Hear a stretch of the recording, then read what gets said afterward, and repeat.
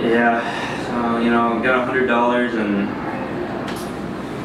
2 to 7 in prison, you know. 2 to 7 in prison, heartbroken family, heartbroken and confused, you know, community, friends. So I had a great upbringing, great friends, great support. I was around good influences. You know, you might have a great week where you say, you know what, I'm gonna go out, I'm gonna party with my friends, maybe, you know, use a little drugs recreationally, and it's a great time. But then you'll have that week where everything's feeling down and out, nothing went well, and you go, well, this will make me.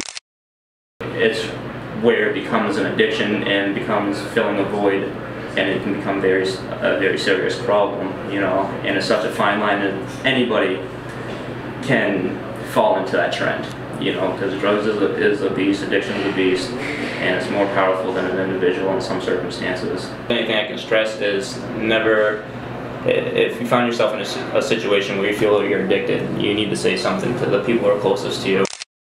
Like I said, it can overcome great people, you know what I mean? There's people much greater than myself who've fallen victim to. It's not something you're going to beat on your own. You know, I'm in here in prison, 28 years old, still trying to figure out my purpose in life, and not seeking help, not asking for help when I could have, when I had all the support in the world, you know. And I burnt a lot of bridges, I hurt a lot of people because I didn't reach out and I tried hiding it. There was a situation where I actually, you know what I mean, like I said, I was stealing, you know, furniture from our house. You know what I mean? You gotta notice that. You know, furniture's gone. And absolutely breaking their heart. You know, you think people love you. Exactly. You think, and even people you would consider your friends growing up. You know, when you have something that you can give them for free that they want, you know, everybody wants to be around you. But I learned the hard way. I learned as soon as I stopped selling drugs because I was starting to use too much that all those people were gone. You know what I mean? Really?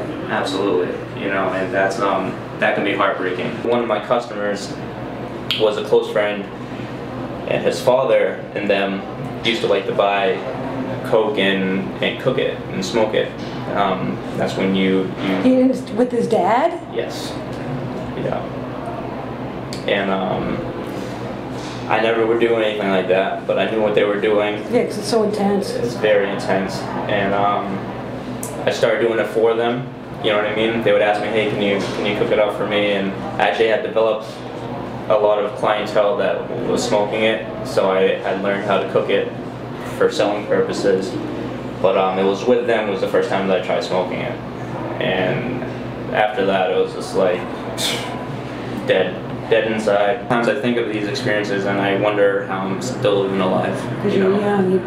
You think you're all healed now, though, probably? I feel like I'm healthy. Yeah. I'm definitely I can't believe I'm as mentally, spiritually, and physically healthy as I am, and that I have the perspective that I have and the understanding and the opportunity to kind of relay this message to the community and to people, you know what I mean?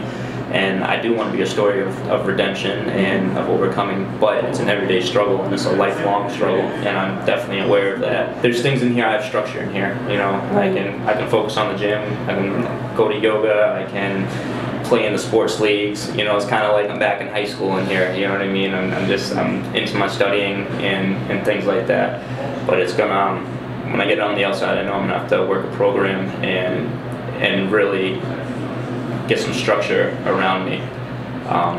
And my big thing has been coming 100% clear of what my intentions are, the kind of person I want to be with my family, with my friends, so they can hold me accountable as well. And there's certain friends that you have to cut yourself away from. You know, sometimes the people you love the most are the people you have to separate yourself from, which is tough. But that's a huge part of recovery as well.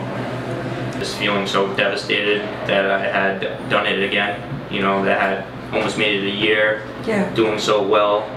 Things were looking up. People were starting to trust me again, and that's when I decided to rob the bank in Portsmouth. How the hell did you come up with that idea? I really didn't put much thought to it at all. I was that empty and felt so worthless at that point, and really so believing that, you know, if I just got some money and got, I just wasn't thinking clearly. Like, it was a combination of, you know, I mean, if I got money, I would be able to get back on my feet. A combination of wanting to use more, a combination of just giving up and throwing in the towel, and maybe even wanting to get caught in a sense, you know, for help, you know what I mean? Was I directly thinking that? No, but subconsciously maybe, you know what I mean? And I knew it was wrong, and I was very, everybody knows that. Right, Everybody knows that. Very, very nervous, you know what I mean? And so that's how that unfolded.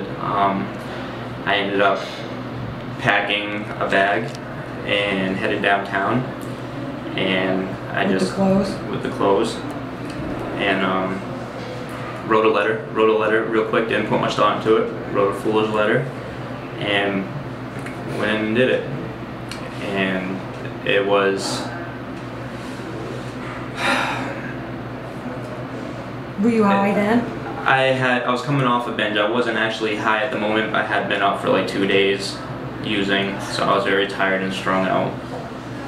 And didn't you have a pipe in your pocket at the time? I did. Yeah. I did it. And the thing is, why do you bring that? I didn't even remember I had it in my pocket. I was thinking, you know. And I remember when I got caught, the sense of being exposed. It was almost, it was very devastating, because I know I had embarrassed myself, my community, my family, my friends, my coaches, my teachers, all these people who have fought so hard. It was like my life flashed before my eyes, you know. I fought so hard to bring out the best in me, that have seen so much potential in me, and it had led to that moment, and it was very surreal. But I also, at that moment, I've taken that experience and I've used it to really be 100% honest with myself about the situation with everybody, and I'm trying to use it as an experience where I can redeem myself and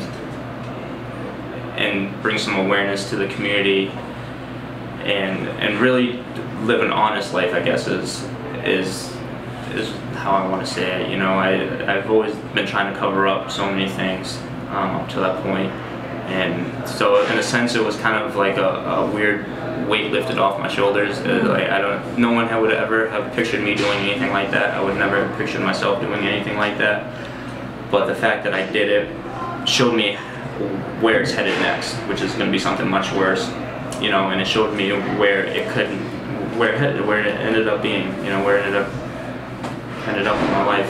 Did anybody say to you, like, what the hell are you thinking, or that sort of thing? Yeah. Absolutely. And you know, and everybody? Everybody. Yeah. Everybody. And there's no one answer to that. I wasn't thinking, you know what I mean? Right. It was, like I said, a moment where I had just given up on myself completely. The description of a bank robber, and that I wasn't under arrest, but he was going to wait for some surveillance photos to come over to make positive ID. And that's what happened. What'd you say to him? Anything? No, that's it. I understand. You know, I was very calm, very polite. You know, I had known. I was calm. I was polite. I had known I was caught at that point.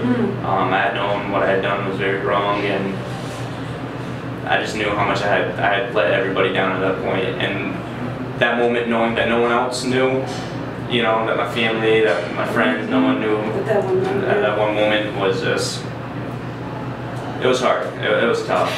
But you were almost at the bus station. I was. The bus station was right on the right. Yeah.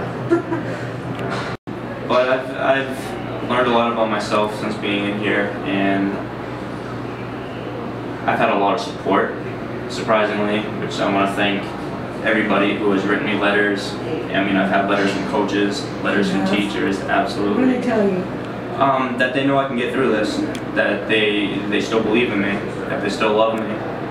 You know, I have my nephews and their friends, my nephew's friends, kids still writing to me saying that they still look up to me, you know, that, so it's just, they have given me hope to believe that I'm still a good person and that I can get through this, and I have to embrace this.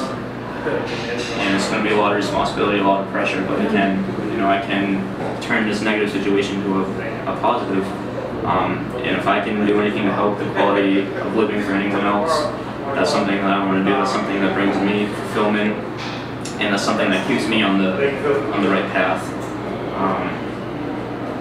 And it's really at this point for me, this interview, when I heard about it, I was very excited because for me it's a platform where I can put myself in the lifestyle that I want to be in. Mm-hmm. I didn't exactly want to. This wasn't my dream to be an example, Yeah. But now I can use this as an example, of redemption and to bring some, positivity into my life and some hope into other people's lives.